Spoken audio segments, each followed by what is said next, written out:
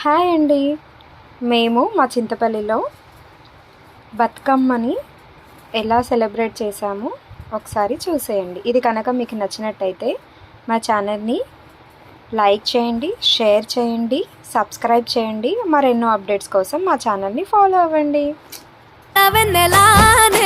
పారబోసినట్టు పూసెనే గునుగు పూల తోట.